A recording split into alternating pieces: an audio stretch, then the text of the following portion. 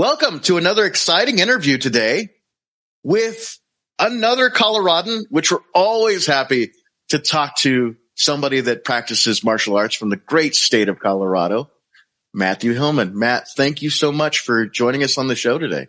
Yeah, thank you. You're welcome. Kind of glad and surprised to be here. So, first time for everything. So we were just talking a little bit about your starting Chinese martial arts. What got you interested? You know, where was the bug? And it sounded like you were saying something about college. Yeah. So, I kind of went into it through a weird entrance. Like, when I was a teenager, I was playing a sport, soccer, quite a bit and competitively. And I was at a month-long camp for Puma that had a sports psychologist. It was like the Vogelsinger Soccer Academy. And sports psychology was pretty young at the time. And every night we had to do like some sort of relaxation exercise or meditation. And I noticed there were certain things that just kind of followed me through life. And one of those was like some chronic stomach problems and stomach pain.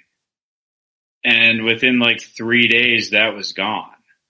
And, you know, I had been packed off by my parents to this camp with like a Costco thing of Maalox and that I never really tapped into. And so while everyone else was bugging the other coaches who had played in World Cups and with national teams, I was bugging this sports psychologist from Pennsylvania who I couldn't really remember his name for the podcast. So if he's listening, I apologize.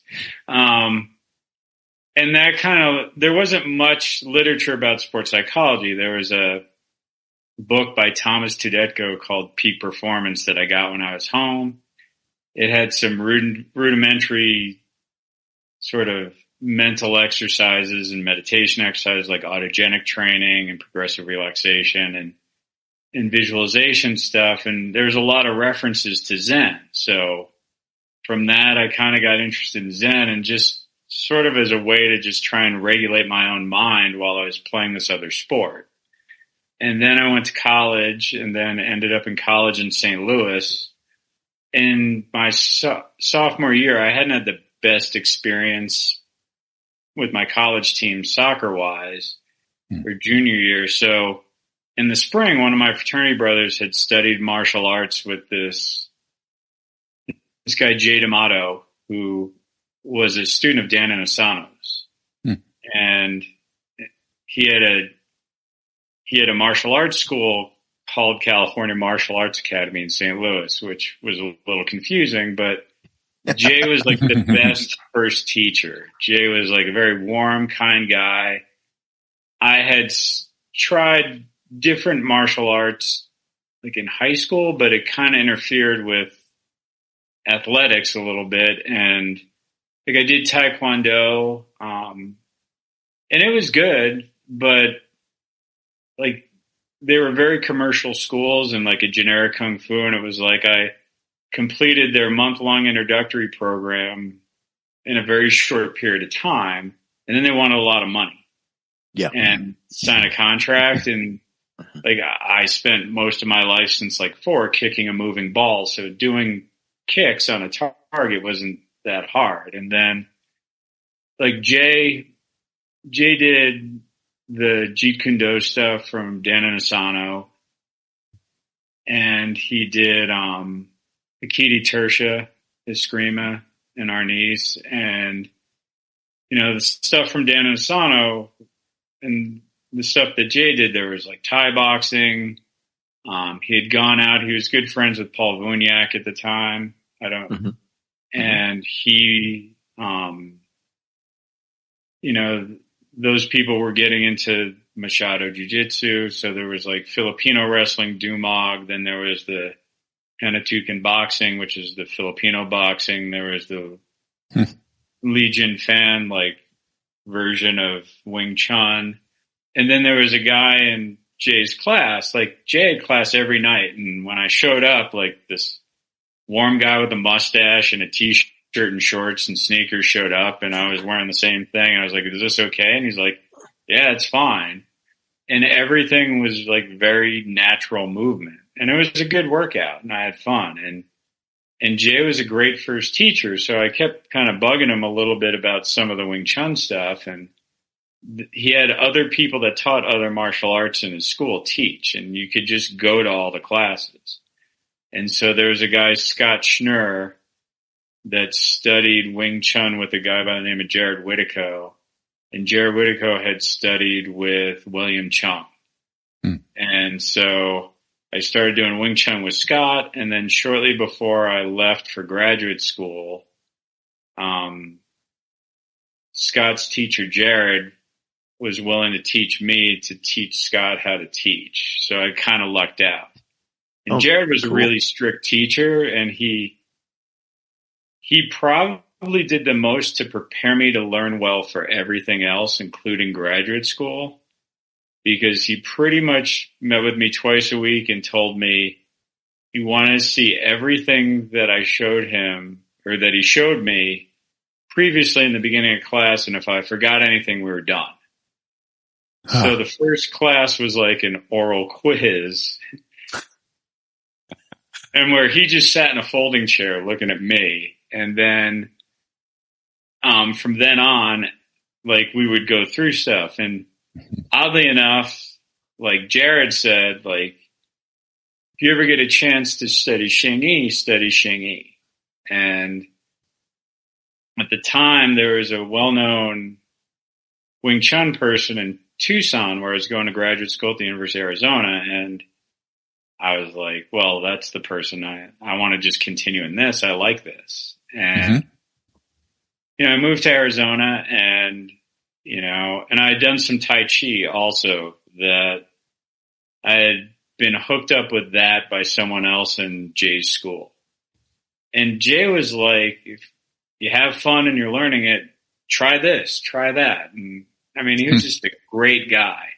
Yeah, that's cool. There was no like, don't do this, or this is bad. It was always like, yeah, these guys are good at this, do that. Or this comes from this, and so I was doing Wing Chun for a little bit in Arizona, but like, to backtrack a little bit, when I was in college, I started having some problems my sophomore year with my hips and my back, and it turned out I had ankylosing spondylitis, which was a type of rheumatoid arthritis. And I had it in my hips, back, and SI joints. And went on naproxen for 2 years, and then got my senior year of college. In the spring, I got jaundice from the naproxen, so I had to go off of it. Wow. So I had trouble, like, walking, standing, like the same problems I had before I went on naproxen, but worse. My sophomore year, I had like days when I could play soccer and work out, and then other days where I couldn't walk, and it was really inconsistent. And so I noticed that when I did Chinese martial arts and other martial arts that had a lot of movement and striking, like when we did Muay Thai in Jay's classes or some other things, like, my pain went away sometimes that night and sometimes the rest for a couple days. So when I moved to Arizona, aside from trying to study Wing Chun, I wanted to find someone that did Tai Chi. And so I started looking through names in the yellow pages then, because there's no internet. And, in small letters was my first Xingyi teacher's wife's name, Kim Black. And so I called up and asked about Tai Chi classes, and she said, well, it's my husband that teaches, Vince. He's out of town right now, but he's in China. He'll be back in a couple weeks. So call back then and you can come out and meet him. And so I had, after that, I called Jay up and asked him if he knew anything about Vince. And he was like, oh yeah, Vince is really good at Xingyi. If you get a chance to study Xingyi with Vince. Vince is really good. So I went out and he was like on the edge of Tucson at the time. And so went out to, his house, and Jay was like, tell him, this guy and this guy and this guy and this guy. And I didn't know these were all people that Vince didn't necessarily get along with. So Vince was like, well, you did some Tai Chi, let's do some push hands. So we did like 2 rotations of push hands, and he puts his hand on my stomach and just launches me back about like 10 feet, and I rolled another 5. And then I walked up to him, and he just pokes me in the stomach with 2 fingers and lays me out about 5 feet back. And then the rest of the night we're talking, and he's showing me pictures of his teachers in Taiwan and China. And, I was like, I still kind of feel it where you hit me. And he's like, okay. And so he runs out. So his house was on the front part, and then there was a yard. And then he had a building in the back part, which was his acupuncture clinic and his martial arts school. So he comes back with 2 big chewy HIT pills and a little vial of Yunnan Bio powder, which is for internal bleeding. And he's like, make a tea out of this and eat one of these tonight and do it in the morning. If you still feel bad, call me first thing in the morning, because I'm going to California to teach in the afternoon, and I'll have you come by, and I'll take a look at you. So I called him in the morning because I still kind of felt it where he hit me. And, he's very good at Chinese bone setting. So he started putting everything back in place, and he's like, you walk really funny. What's wrong with you? And, I was like, well, I have ankylosing spondylitis and this. And he's like, well, you get acupuncture, you take herbs, and you do your Xingyi exercises every day, and in a year you should have a whole new body. And and in a year I was about 50% better. About 2 years I was pretty much asymptomatic. Wow. And so wow. Yes. Between like sports psychology and the arthritis is how I got into it, not necessarily a burning desire to fight and do martial arts. So, it just turned out like with Vince, I could learn, like Jay had found this with me, like, and I think it's probably because I'm dyslexic. Like a lot of people that are dyslexic can learn movement and other types of things quickly. And so I just happened to learn quickly with Vince too. And so I think about 3 months in with him, he's like, I want to teach you how to teach. And I was like, well, I'm not really interested in teaching. I'm just kind of trying to get this down as it is right now. It's very different. And when I started with him, that stuff was helping my arthritis a lot. So I kind of stopped the Wing Chun to focus on with him. Sure. And he suggested that. He's like, you kind of, to get clear on this, you can't be doing that and understand this well. And so, about 3 months in, I showed up at his house to work with him. He's like, I want to train you to teach. And I was like, well, I don't really want to teach right now. I just want to get this down. And he's like, well, then you're a dead end. Go home.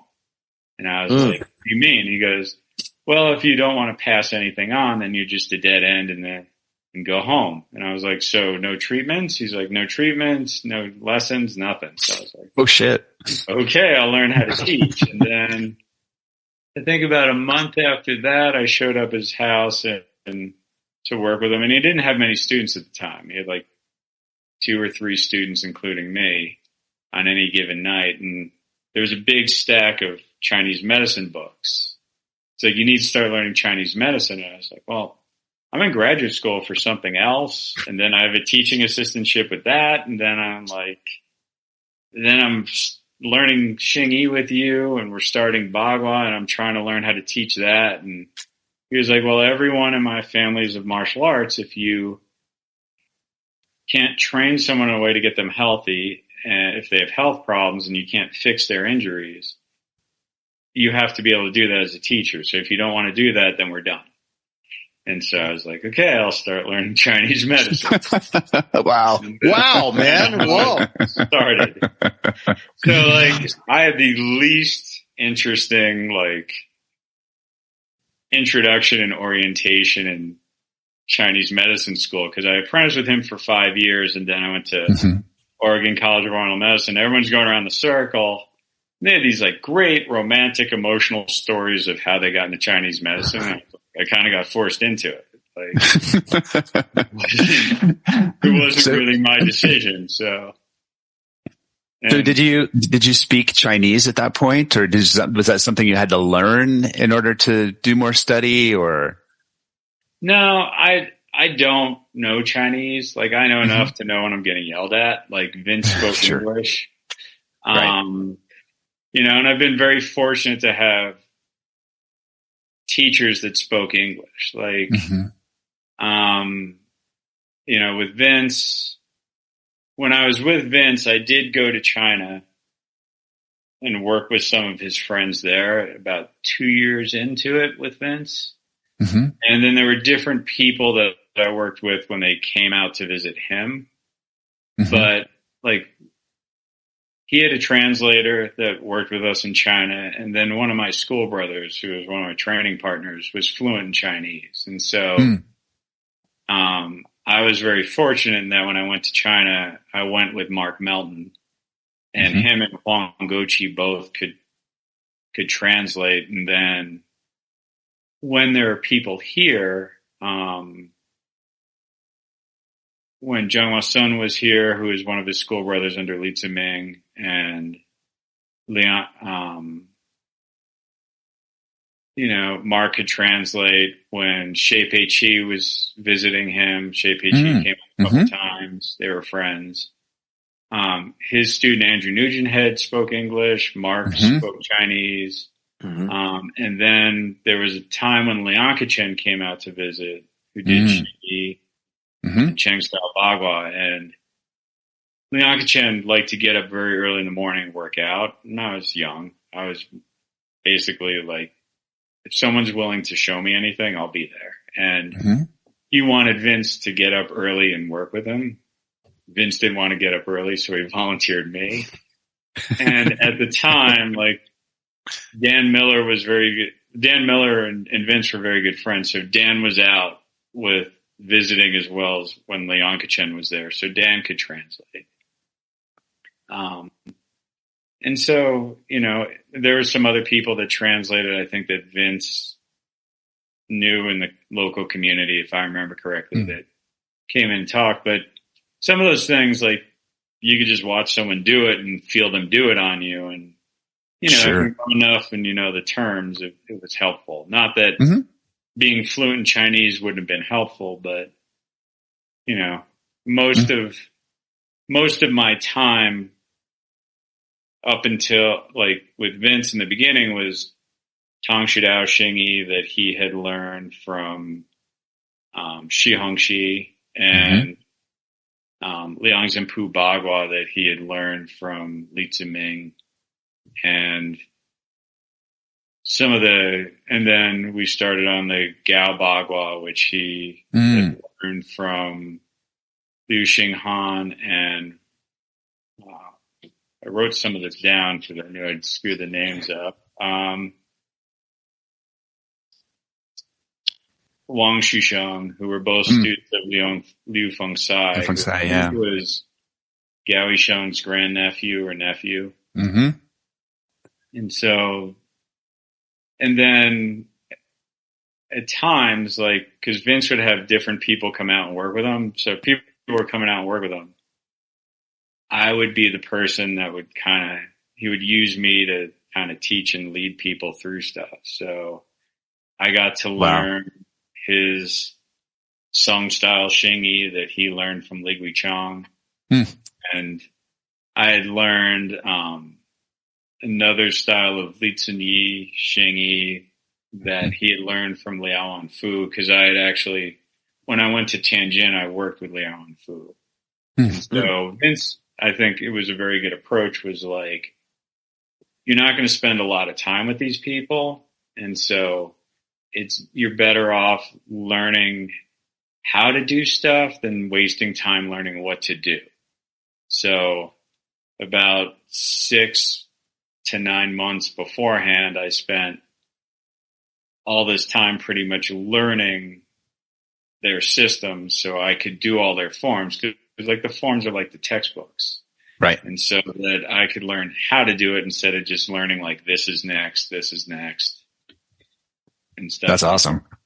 And so that's a lot of what I did with Vince. And then Vince also was very good at another non-Chinese art called Kajukenbo. Yeah. I didn't do much of that. I got to a brown belt and that was it. And that I had other school brothers that were much more accomplished in that than me.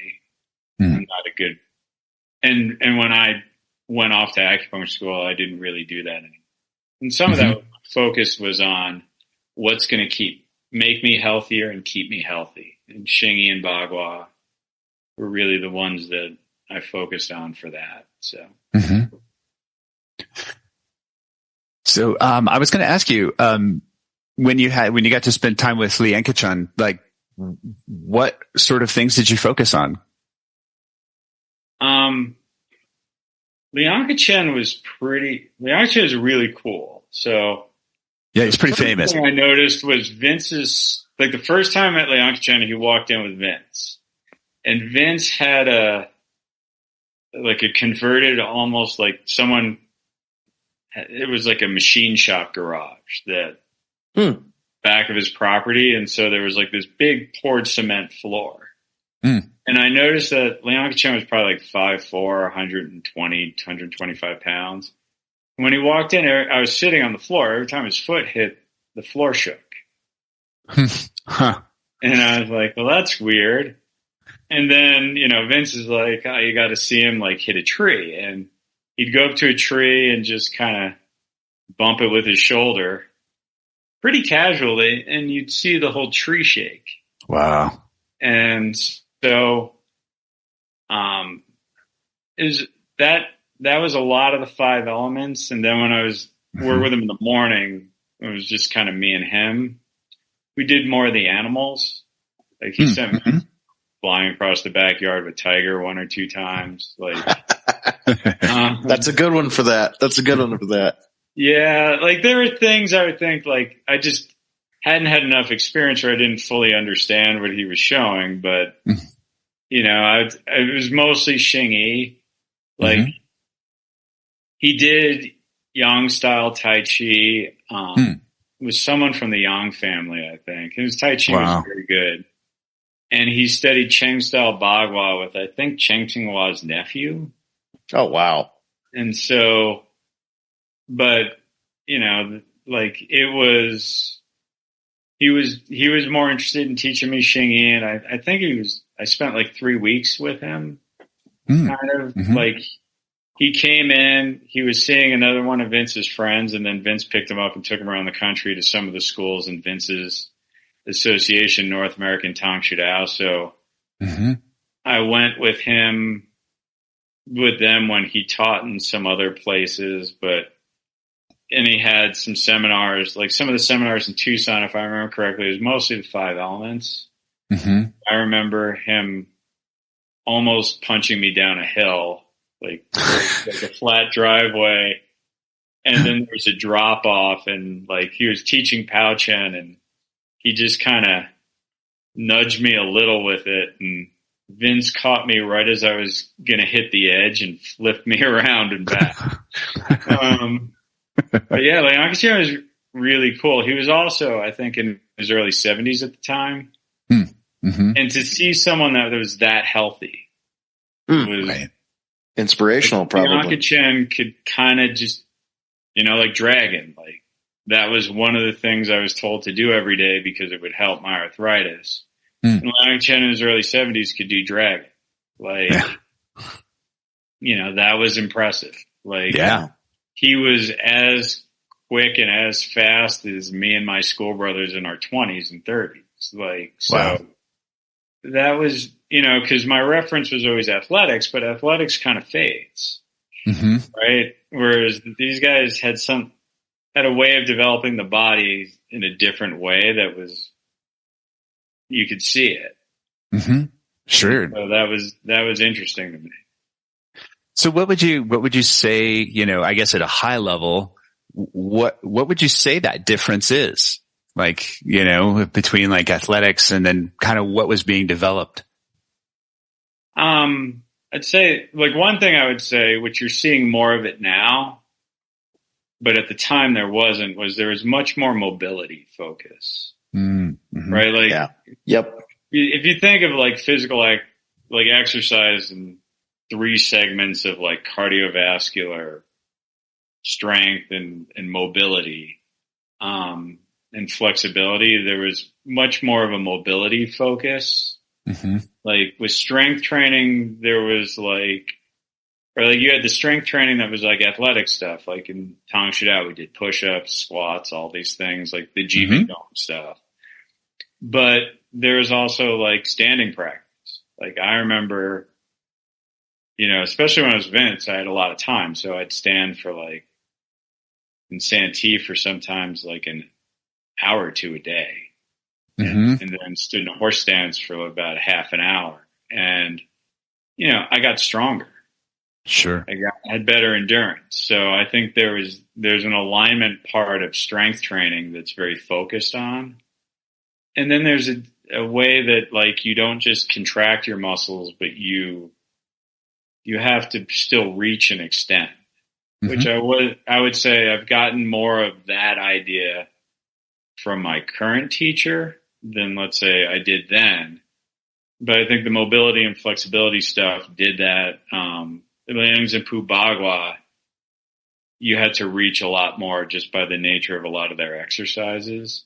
And then when you look at cardiovascular, like, yeah, you have the forms, right? Like Vince's thing was like, you could go jogging for 20 minutes or you could do your forms for that long and you're working mobility and flexibility and your mechanics and more of your body. But there's also like the breathing aspect of the tune-up aspect of, are you breathing better, right? You can refine how you breathe and you will actually get better endurance that way as well, right? Like, sure. The heart is surrounded by the lungs. Your heart rate, everyone assumes like in Western exercise, your heart rate just goes up because your exercise goes up. The intensity goes up. But like if your lungs are backed up with carbon dioxide, that actually makes the heart have to beat faster with smaller beats. And so if you're better at getting air out, you can get more oxygen in and your heart rate then doesn't necessarily go up as much due to other things. I mean, still your breathing gets challenged, but if you're breathing better, you're going to be able to endure better. So I would say like there's those aspects I think are helpful. I think the alignment I definitely found very helpful. I found it helpful for decades.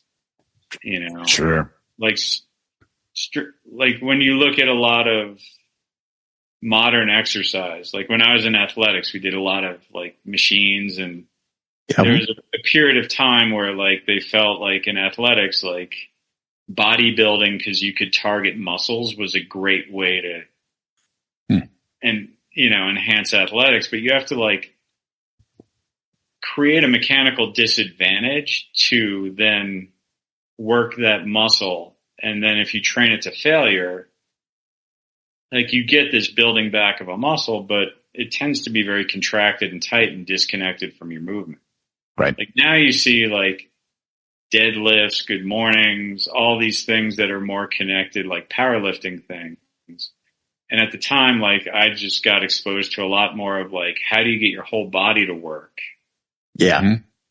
And work together. And that was in Chinese martial arts, and it's just, I think like, it's not a knock on athletics because they produce very high level people. It's just what I got exposed to in graduate school and exercise and sports science and sports psychology. And also my athletic career, there was another aspect that I saw like, and that was eye opening and helpful. So that's awesome. Thank you. Yeah. How would you compare and contrast learning the Chinese medicine from Vince and then going to a college setting for that? what were some of the benefits? And again, compare and contrast those a little bit, Matthew, if you would. I think it was a good way for me to learn, being dyslexic, because I got to watch Vince do a lot of stuff. I started with him in the fall of 93, late summer of 93. And then, by that spring, I was spending a couple days in his clinic, which turned into at some point every day in his clinic. And I was working with him that night. And so getting to watch someone do stuff and then having you feel different things, I think was very helpful. I think also, like with Vince, I had to learn the system of Qigong that was called Meridian Qigong, where you felt all the meridians and the points on the body.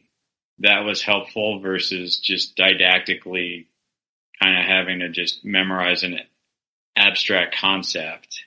And then one of the times when M.C.O.M was out to visit, he taught the 8 storing Qi and feeling Qi exercises, which was 8 exercises to feel how Qi moves. And so that reference point, I think with Vince, like he did on top of Chinese medicine, cranial sacral work, which you could feel a lot sensitivity wise by learning that, but also like I could feel a lot of what was going on with the meridians and the points when I did that stuff with him.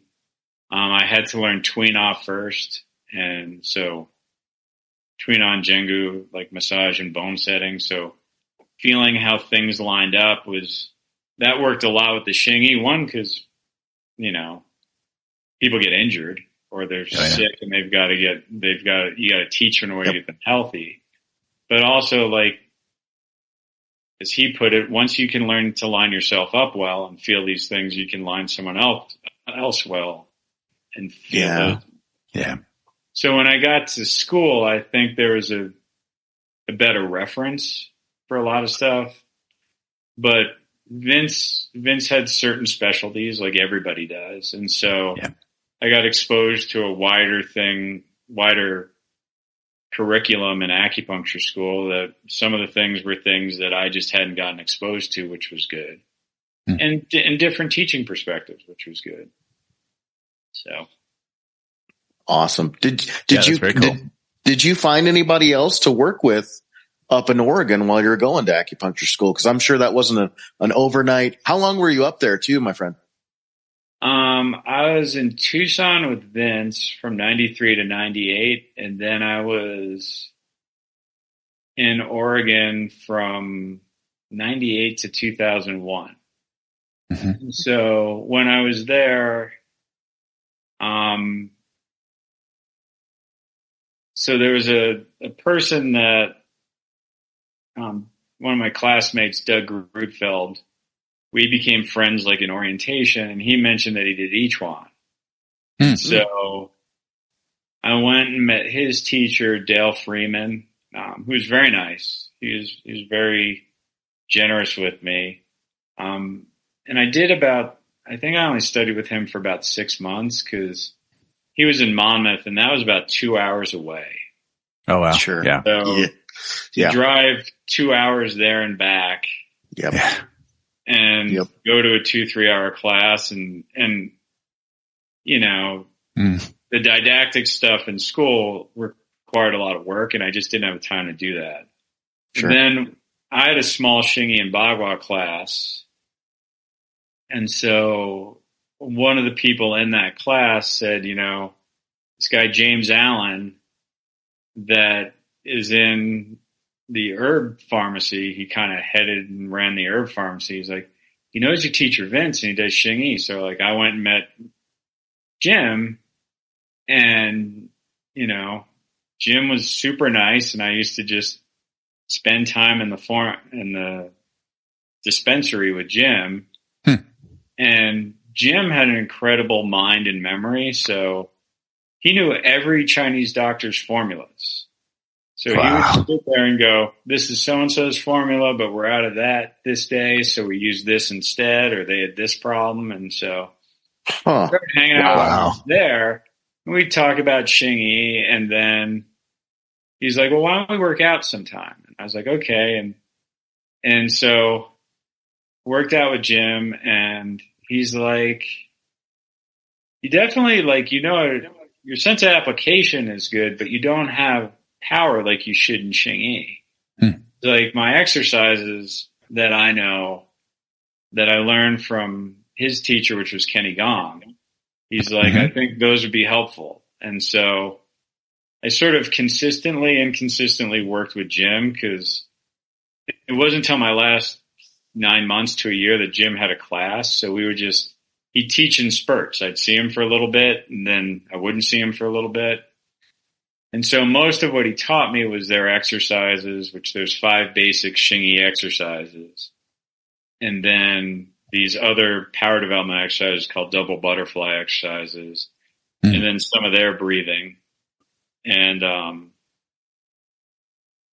so that's mostly what I did with him. And I did his 5 elements, and then I did some of his animals towards the end. But also in the time when I was at school, like when I was with Vince, he taught seminars around the country, and I just happened to be at a certain point the most accomplished person that was around him. He had much better students than me, like Tom Biggio, Chris Quayle, but I was around him all the time. And I became like his memory on some things. So I would travel with him when he taught and help him teach. And one of the places we used to go was Denver. So I would go with him to Denver, and there was a guy by the name of Bing Lee that would bring him in. And then he had studied with one of Vince's school brothers under Xiangxi, Mike Bingo. And I remember one time sitting on the plane before we went to Denver, Vince was like, at some point when you're done working with me, you should study with Mike, because Mike's your size. Because I'm like 5'6" and 140 to 145 pounds. And Mike was my height. He was much more muscular and thicker. And so Vince, around the time when I left, was less interested in traveling and teaching. So I got a call from the people in Denver of, would I be interested in coming out and teaching? And I said, yeah, but can you put me in contact with Mike to work with Mike? And so the first time I came out, I think I worked with Mike a little bit, and then Mike was willing to take me on as a student. So throughout most of my time in Oregon, 2 to 4 times a year, I would go out to Denver and sometimes teach. Most of the time I taught, but then I would spend 3 or 4 days with Mike and just work with him all day. And so I went through the Tang Sho Tao system with Mike after I'd done it with Vince. And wow. I would say like Mike and Jim were the main people that I worked with while I was in Oregon. Would you, and I know that, Mike Bingo was a direct student of Suhongji. And I think you said that, Vince was also a student of Suhongji. Were there differences sort of in the way that they approached the material, or was there? Yeah.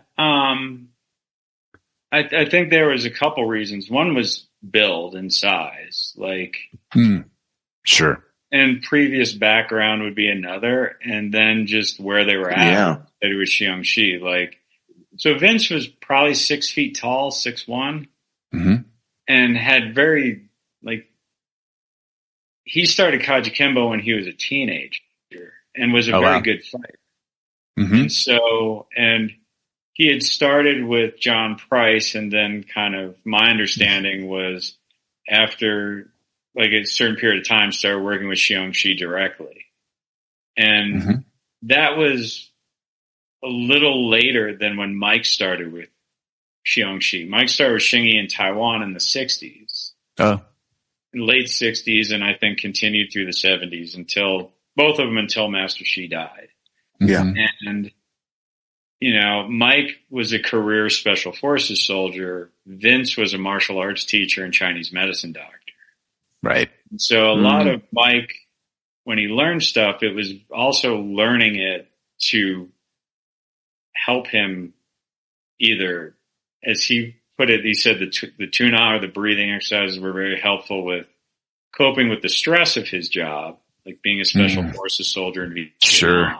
Yep. But then tailoring things to things the way he would use it. Mm-hmm. And like, I think I got working with Vince first helped me get more out of Mike. Mm-hmm. Sure. Because I knew the whole system and had been teaching it before I met Mike. And so, there were some things like Mike had taught in Xiangxi school in Taiwan. Mm-hmm. So when I had questions on teaching and how stuff was taught, like Mike could tell me how they taught it there. Wow. So that's great. That's great. That was a valuable insight. Yeah. You know, they had some different versions of animals, like either different entries or different ways to move. And I think that was their size. Mm-hmm. Definitely. Wow. Cool. Mike had done, I believe he had boxed when he was younger. He did judo at the Kodokan in Japan. Wow.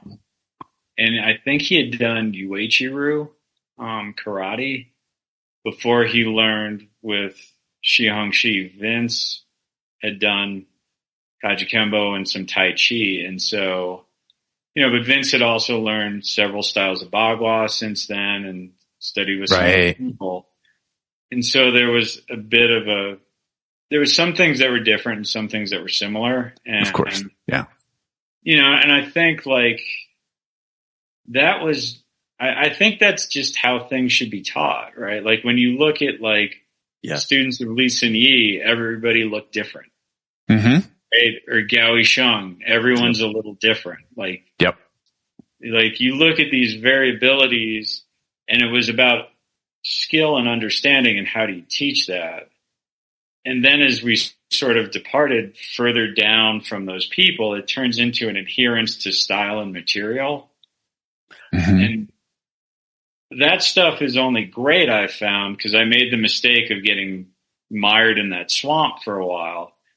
If I understand what it's supposed to develop and how you use it. And if you don't know how to do that, you just got a lot of drills, right? It'd be like if I was playing soccer and I just was really good at step over drills, but I never knew I was supposed to dribble at someone and send someone one way to go the other. Like, it's kind of easy. Yes. And so, you know, with Mike, he was much more interested in the breathing than Vince was, that he learned from Xiangxi. So that was kind of an emphasis. And with Vince, like there was, well, you guys do Tang Sho Tao that comes more from Lotusher from what I understand. Yes, that's correct. So like Xiangxi's system, there was these 8-step sets like Babuda, Badong Shen. Mm-hmm. Yep. You know, and you had 5 of those, and then you had these miscellaneous forms and 4 Shaolin forms, and then you did the 5 elements and the 12 animals and the more advanced sets like Sashi Sui, Shihong Shui. And like Vince, because his organization was growing, and there was a lot more of like, he emphasized a lot more of the foundational stuff. Mm-hmm. And Mike was a little more interested in the 5 elements and the 12 animals. And so, and we did some bits of like some of the 8-step sets or other forms. Like I did those with Mike, but some of that was because I already knew him. Mm-hmm. So I just bug him to go through them with me. Sure. But there was, you know, and then there was things like Tengun.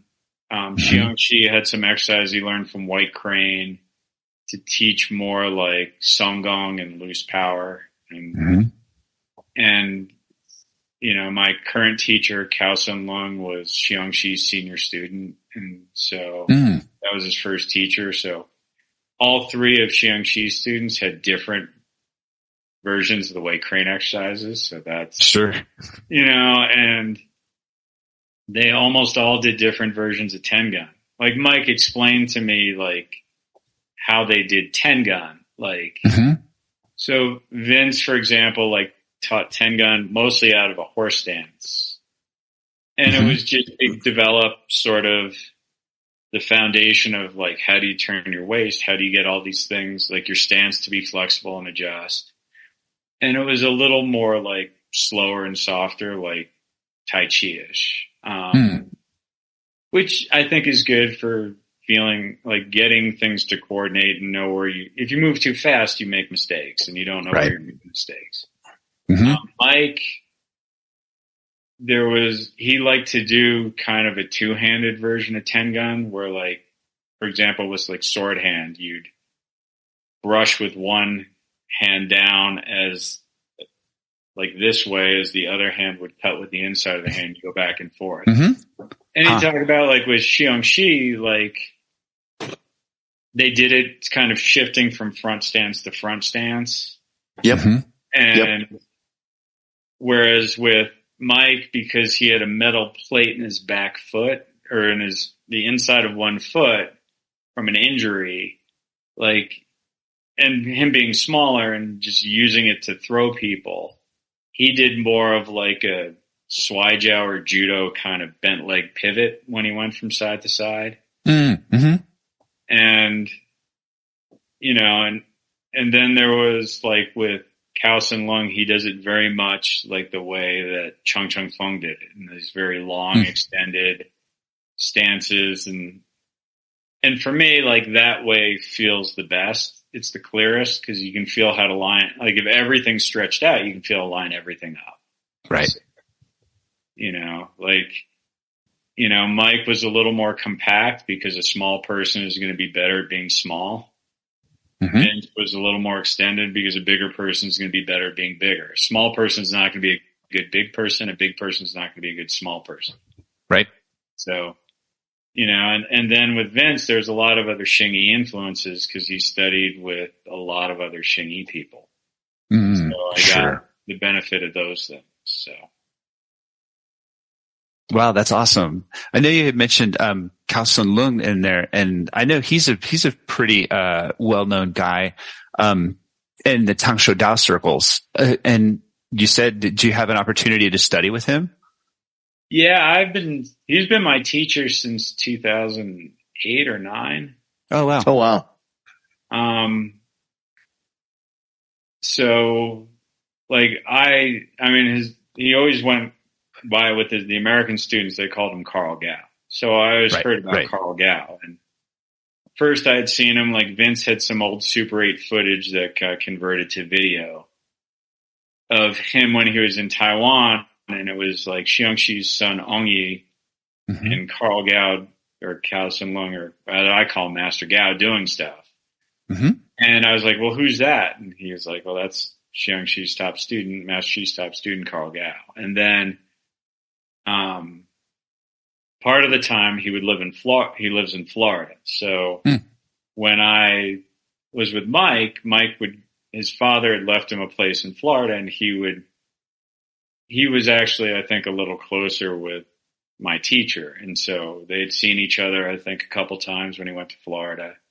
And so at some point, like around like 2006, maybe, like I had been given an antibiotic by one of the doctors that I worked with in the integrated medical clinic I was working in at the time in Denver, Levaquin, and it screwed up all my tendons. Like I lost all my flexibility in the day. So anyone who's athletic, don't take a fluoroquinolone like Cipro, Levaquin, because they're known for tendon damage. But I went like being able to put my hands on the floor and stand on my feet and straighten my legs. Or I put my feet on my hands and straighten my legs and my knee on my shin to like I could bend over about 5 degrees in 3 days. Wow. And turn my head side to side. I would sleep about 2 hours at a time at night, and my diaphragm would go into spasm. So there was around like 2008, I think it was, well, I've been with him for about 15 years, so it must be 9. I just like one day was like, I kind of miss learning and I got to find someone that knows something. And then was just kind of sitting there meditating and thinking. I was like, maybe I should try to find Master or Carl Gao because he might be able to help me with the problems I'm having. Because his second teacher, Cheng Chao Hung, which is probably the focus of his stuff, was also known in Taiwan as the person that Mike would say, like, if you had health problems, you'd go see him and he'd teach you stuff to help with your health problems.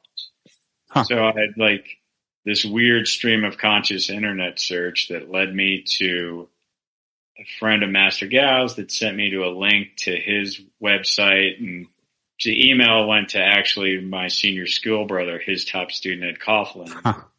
And he had forwarded to Master Gao, and then like 2 or 3 weeks later, I got a thing of like an email from him saying I'd be back in Florida soon. I think you should come out and visit me and see if I can help you with your problems. Wow. And within a day, like at the time, Master Gao had only 4 disciples in the States, and 3 of them were still in Tampa. Oh, wow. And then he had some miscellaneous students that were kind of just students of those people. And so Ed was one of his disciples, and then he arranged for me to stay with another one of his disciples, Eric, who lived in Tampa because Ed lived in Destin. And I went out, met him, told him what was going on. The first day he wanted to see everything I learned, which was like 3-4 hours later. That's good. Yeah. Like, you got a lot of stuff. I'm like, yeah. He goes, you have a lot of Xingyi. I'm like, yeah. He goes, you have a lot of tigers. I was like, uh-huh. He goes, maybe one of them should have power. And I was like, oh, that's tough. That's tough. Yeah. And then he put his hands on me, and he's probably about 5'4", 130 pounds, maybe 5'5". He's not taller than me. He's my height or shorter, and just sent me flying across his garage. And he said, don't worry. He's like, when I met my second teacher, I didn't have good power either. And there's a few things he changed as far as angles and where you stop and start. And he's like, and then everything worked better. And he started teaching me some Qigong exercises for the problems I was having health-wise. We went through the 5 elements. He liked that I knew Gao Bagua because he had a school brother under Cheng Chao Hung that was one of Cheng Cheng Feng's Bagua students. Okay. But he had wanted to learn Gao Bagua from Cheng Cheng Feng, but he had passed away. And so, he, by the end of the trip, said he was willing to take me on as a student if I want to study with him, and I just have to come out and see him like 3 or 4 times a year when he's back in the States. And so I leapt at that chance, and I've been with him since. And that's awesome.